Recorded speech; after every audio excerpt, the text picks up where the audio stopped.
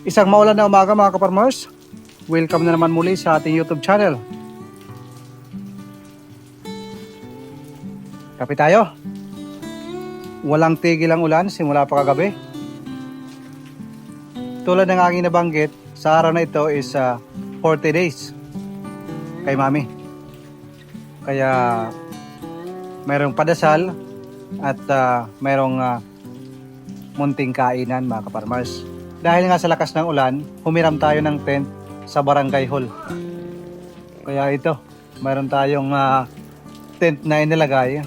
Nag-extend lang tayo ng konti dito sa kalsada, pero makakadaan naman yung sasakyan. Ito yung ating motor mga kaparmers. Simula nang nabili ko ito, hindi pa ito napapa-change oil. Nasa 1,100 na yung takbo. Sabi nila, yung first na pag-change oil is nasa 500 kilometer. Dahil sa sobrang busy natin sa farm, ayun, hindi pa natin napapa-change oil.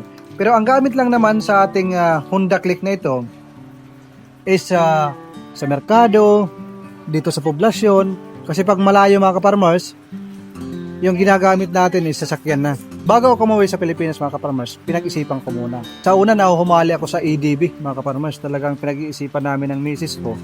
Sabi ko, okay ba talaga ang EDB? Pinag-compare ko silang dalawa. Paano ba natin gagamitin? Para saan nga ba? Pang-forma or makakatulong sa ating pang-araw-araw? So ang nanaig, makakatulong sa pang-araw-araw. Pupunta sa merkado, bibili ng gulay at kung ano-ano. At ang kagandahan, mayroong lalagyan ng basket. Kung tatakbo tayo sa kalsada mga kaparmers, 60-80, mabilis na yan mga kaparmers. Hindi naman kailangan ng napakabilis, napakalaking makina para tayo makabili ng ating pangangailangan dito sa ating bahay. Kaya ang nanalo, itong si Honda Click 125 mga kaparmers. Mura at tipid sa gasolina. Hindi ko na pinairal yung porma-porma, papugi-pugi sa kalsada. Ang pinairal namin kung saan kami mapapamura at magiging practical sa paggastos ng aming pinaghirapan na pera. So ito yung aming katuwang sa pang-araw-araw sa pagbibili namin sa labas at kung ano-ano naming lakad.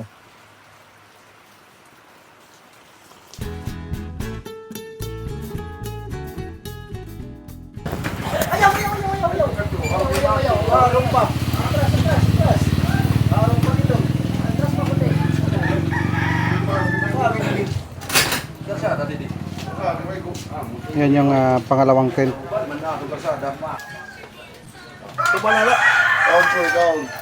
Kainan mga kaparmers. Pura ilalim sura. Wala munang ulam mga kaparmers. Kanin lang muna. Kanya-kanyang pwesto. Dahil umaga pa, adobong heritage chicken lang muna mga kaparmers.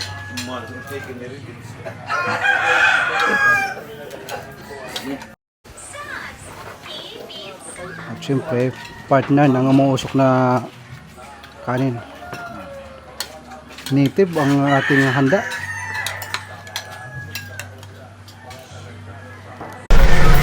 Dumating na rin yung catering services mga kaparmers. Dito na, maglalatag na. Kumakaway pa si Busing. Ayan. Ayaw talaga makisama ng panahon ngayon. Parang simula umaga hanggang hapon ito. Dahil dahan-dahan lang. Kumbaga binabae yung ulan.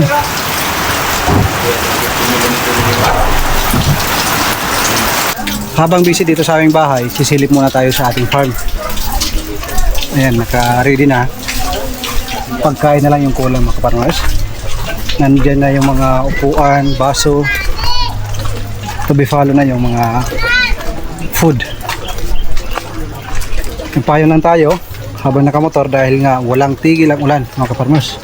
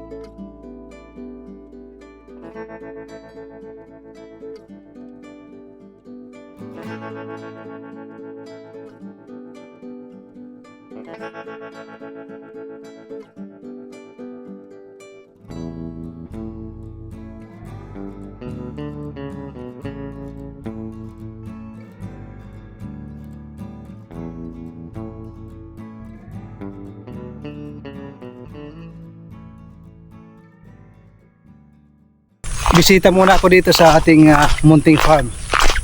Dito yung aking brother. Siya yung nagpapakain.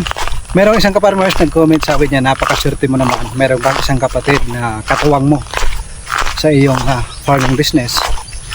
So yun, tama ho kayo mga kaparmers. Maswerte ho ako. Meron akong kapatid na tumutulong ho sa akin.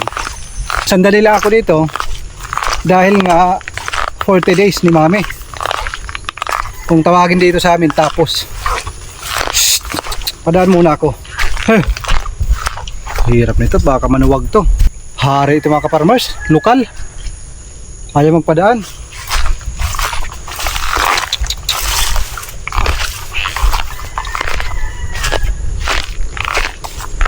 Mabait din naman pala.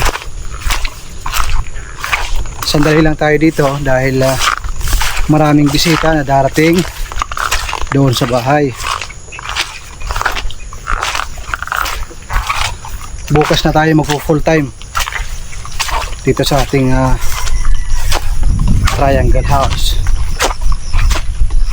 Bukas pala meron tayong kukunin na 15, kung hindi ako nagkakamali, 15 or 13 na RIR. Matagal ko na yung kachat, nasa abroad ako. Nakita ko yung kanyang post. Naglabas sila ng 300 plus na mga RIR. Mayroon silang isang farm na sinuplayan nila. Tapos mayroong sobra na 15 pieces. Yun yung ibibigay niya sa akin. Alam niyo ba mga kaparmers, ang kagandahan, nagpapapatong, sinasampahan na daw. Ibig sabihin may itlog na yan mga kaparmers. Sabi niya, pinili niya talaga yung malalaki kasi yun ang iuwi niya sa kanyang bahay. Kasi pag hindi yun nabenta, aalagaan niya. Kaso nag-chat ako sa kanya, ayun, sabi niya, bigay ko na lang sa'yo.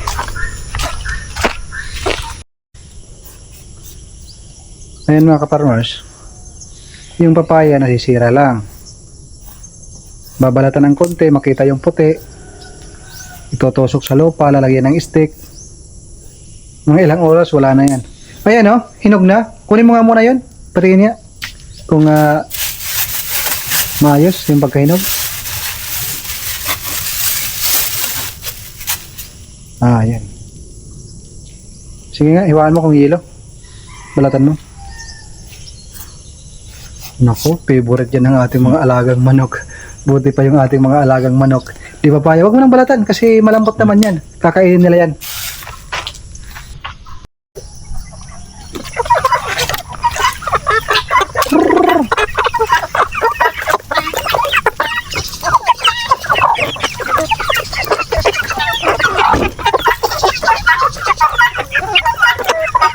Napakarami akong papaya din mga kaparmers. Dadamihan natin yung pagtanim. Oh, natanggal mga kaparmers.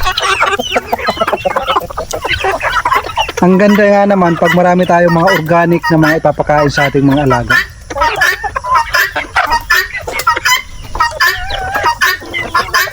Palaging itulukan yung ating mga manok. Ayan yung ating titra. Tatlo sana yan, kaso namatay yung dalawa. Ang kagandahan nito, kahit walang lalaki, may ngitlog yan.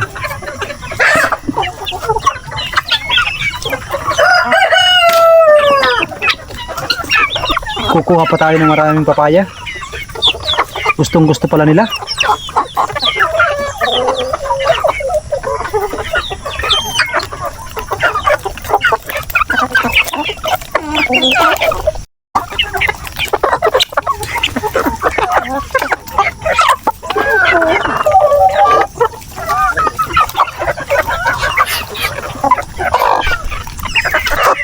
Talagang ubos oh.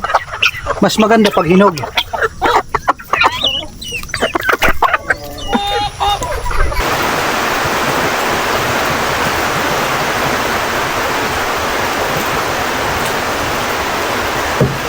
tayo mga kaparmers. Bago muna ako umuwi sa bahay, dahil maraming tao mamaya, magmumuli-muli ako dito sa aking triangle house. Mas mainam dito, napakatahimik. Mamaya, hi and hello. Dahil marami tayong mga bisita darating.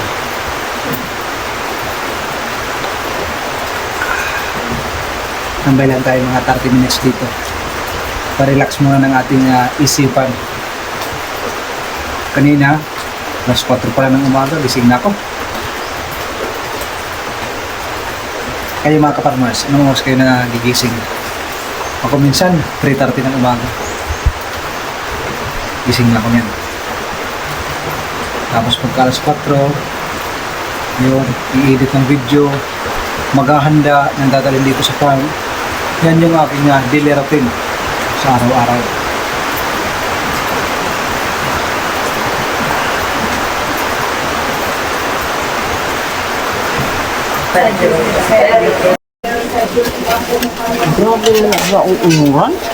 Kaya yung mga kaparmers, fried chicken, humba at saka ginataan na heritage chicken.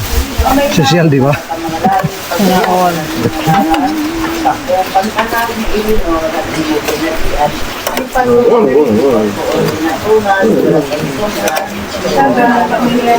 Busy mga kaparmers.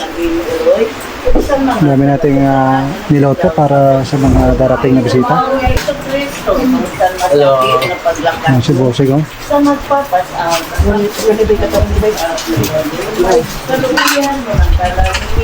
Namumulaklak na, oh. Oh, dito. Back ribs. Hindi to baby. Back ribs. Back ribs ba to, baby? Ano? Baby back vibes. Caldereta. Hotdog na malaki. Cordon bleu.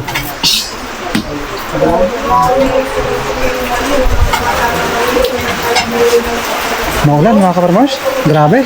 Walang tigil. Yung ating mga bisita nito, pag nakaupo, tuloy-tuloy na. Diretso na sa tuba.